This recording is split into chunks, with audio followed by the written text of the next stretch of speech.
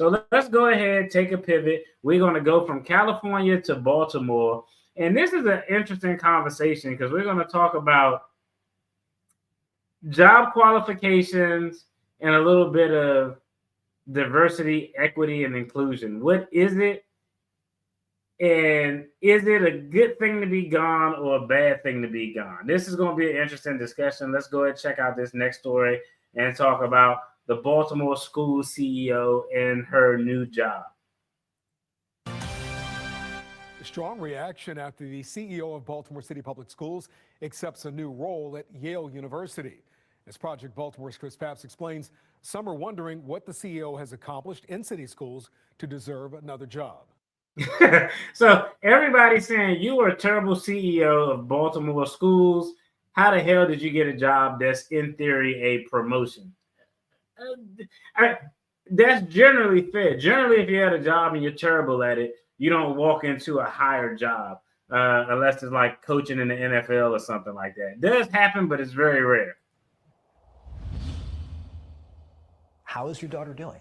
She's doing great. Project Baltimore last spoke with Desmond Stinney 2 years ago. It was extremely stressful. At the time, Stinney's daughter, Xaviera, was a cadet at the United States Coast Guard Academy, and she was struggling. It was a real shock to us when she got to the academy, how far behind she was.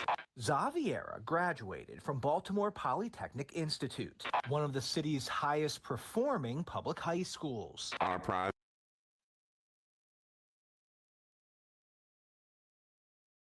That's actually crazy. She graduated from one of the city's highest performing high school, but when she went to the military academy, she was struggling. She didn't have the requisite skills she needed to, perform the best that she could perform.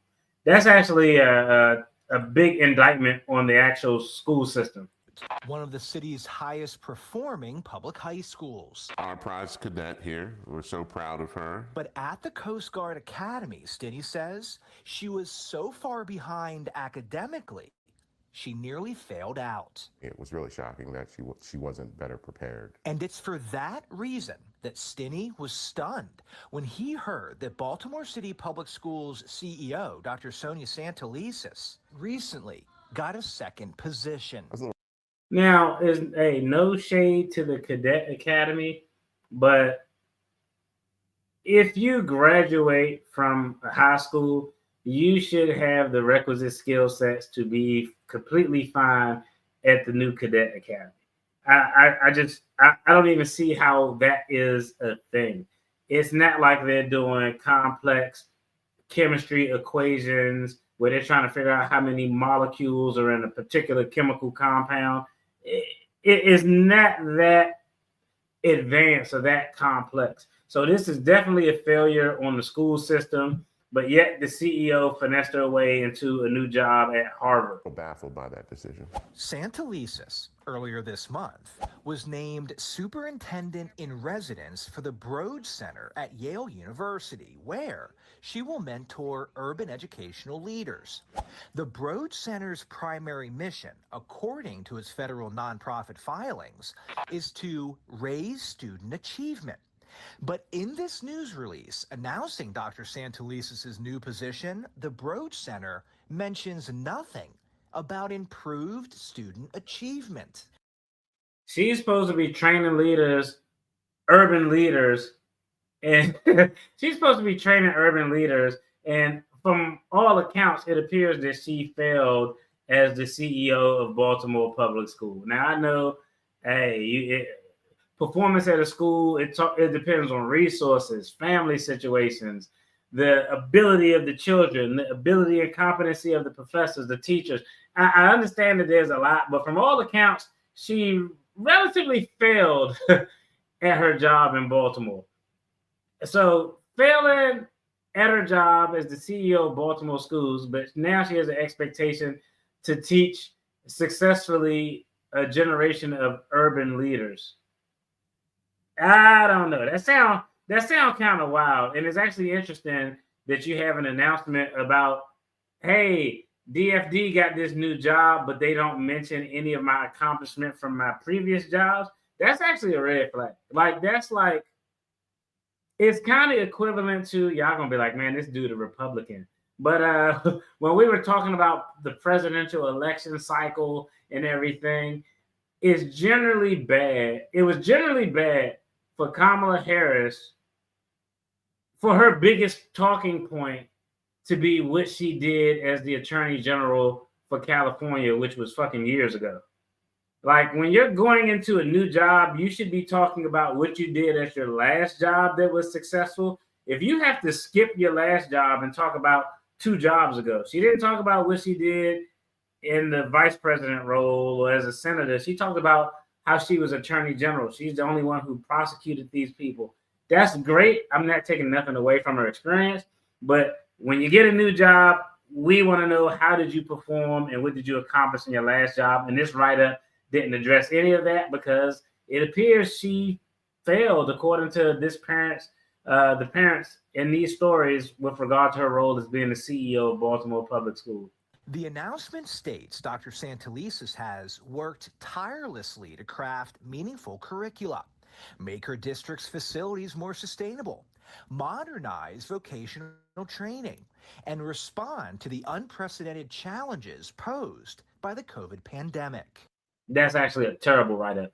If as me, somebody who's been a hiring manager for I don't know, a shitload of people. I sat on a lot of interview panels and made a lot of decisions on hiring people. This is actually terrible for somebody who is at her level because the way this is written, and even in your resume, people want to see metrics and data that show that you made improvement. For example, Marcus successfully led an investigative organization that was tasked with identifying fraud, waste, and abuse within collegiate educational systems.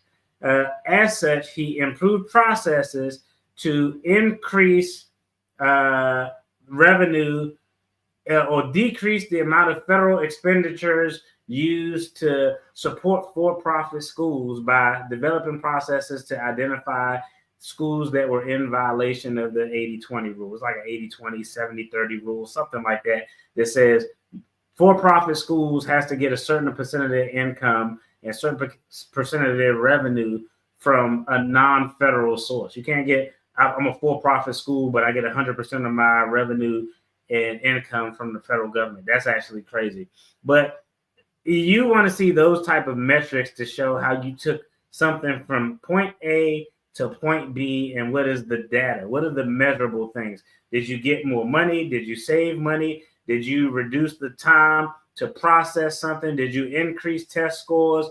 Did you increase the quality of teachers who are teaching at the schools?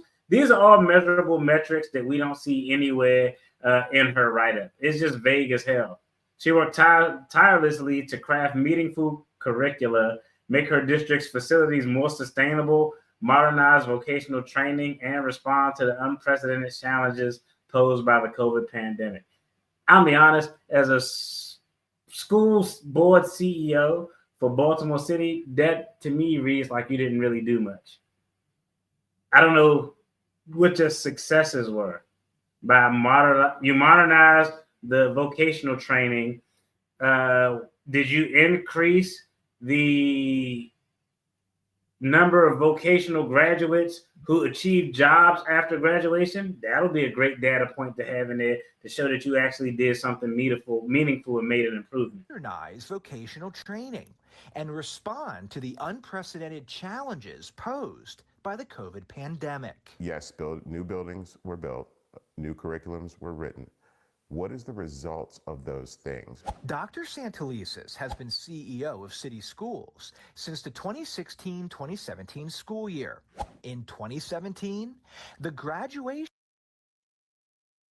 Really? This data point, I clearly didn't watch all of this video that somebody sent to me, but that's actually ridiculous. ...rate was 70.67%. In 2024, the last year for which we have data, the graduation rate was 70.98%. Over those 8 school years, the attendance rate and the average SAT score have decreased. Come on now, really? Like, see, and y'all probably thought like, oh man, this dude blasting this black woman. Like, nah, it's a news story for a reason. Like, only in the NFL and in jobs like this do you get promoted for being an absolute failure. If you're like an NFL head coach and you suck and they like you, they'll give you another chance. But this is actually crazy. Literally, all of the metrics that are important are all bad. The dropout rate increased. Absenteeism increased. The average SAT score decreased. Overall attendance decreased. Everything that is bad went in a direction to actually make it more bad. And she's tasked with training the next generation of urban leaders. I don't know. While chronic absenteeism and the dropout rate have increased, Baltimore City is one of the lowest performing large school systems in the nation, according to federal testing known as the National Assessment of Educational Progress. And Baltimore City's scores in math and reading following COVID in 2022 fell by more than the national large city average. Considering that the Broad Center's primary mission is to raise student achievement, Project Baltimore emailed Yale University asking, what student achievement metrics the Broad Center considered in the hiring of Dr. Santelises? See, they asking all the questions I just talked about. I don't know, man. I think maybe I don't know. Are they still doing diversity, equity, and inclusion? And just like hiring people to get like, oh, we want a certain amount of minorities or something like that? Because I have no clue how she got that job. And that's actually a great question. What student achievement metrics did the Broad Center consider in the hiring of this individual? In a response, Yale did not answer the question, stating, we believe that this will have an indirect impact on student achievement in public school districts across the country. That's actually a terrible response. We believe that this will have an indirect impact. You bringing in somebody who's not going to cause something to have a direct impact, but there's going to be an indirect impact. That's actually a crazy response. I would have rather them just not give a response if this was me. Baltimore is the model. Is that going to be the national model for student achievement? I'm not sure that that's something that would be beneficial to the country. This past spring, after receiving extensive tutoring, Stinney's daughter graduated and is currently a commissioned officer in the U.S. Coast Guard. Outstanding. Congrats to her. Thanks for her service. I'm glad everything worked out. Round of applause for this young lady, because the school did not prepare her, but her father and her work effort got her to where she wanted to be in life.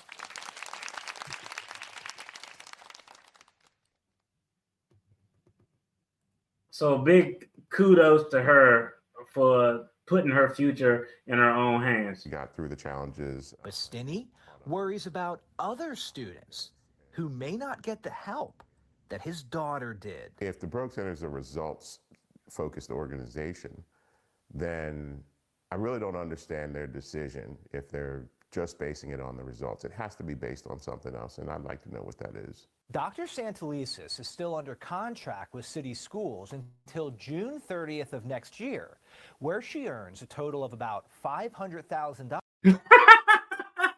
Bro, she getting $500,000.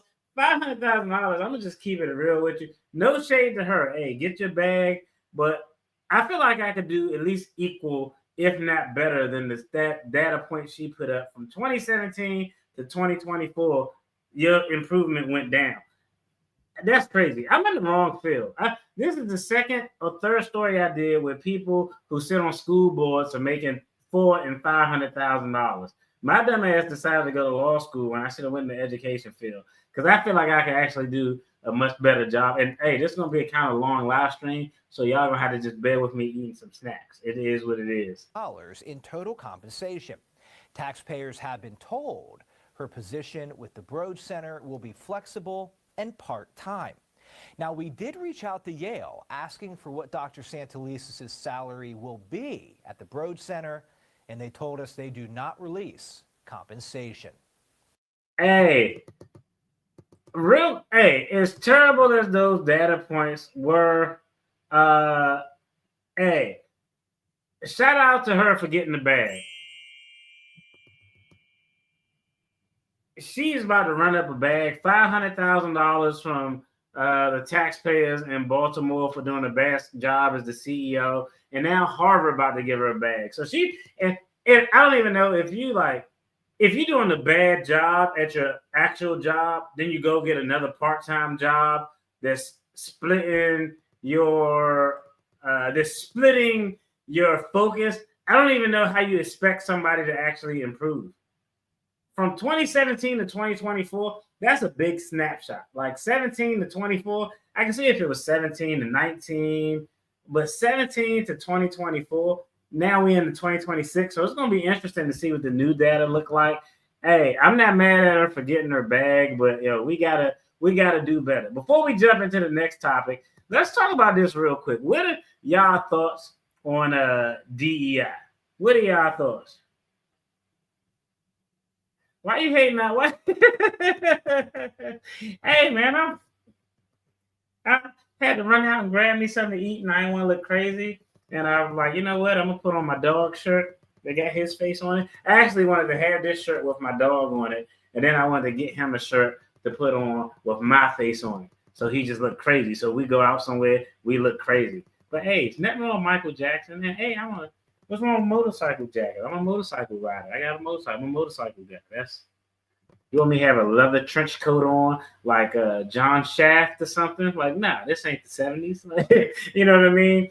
But let me ask, what are y'all thoughts on DEI? Y'all let me know y'all thoughts on DEI. Good, bad, y'all kind of on the fence, because I think the intent of diversity and equity inclusion started out in the right place.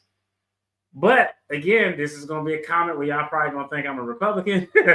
But I think that the Democratic Party are the one who kind of turned diversity and equity and inclusion into something else that it wasn't originally meant to be.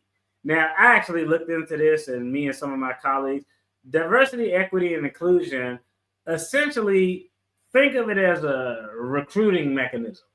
Okay, we want to make sure that these jobs are being broadcast to people who otherwise wouldn't have these opportunities. So let's try to focus some of our resources on making sure that HBCUs are getting these opportunities filtered to them so that we can open it up to the minorities. Let's make sure that other organizations who represent other persons, other cultures, genders, we want to make sure that all of this information and these opportunities get out so everybody can have an opportunity to get a fair shake at whatever the offer is, whether it's a job, whether it's a scholarship.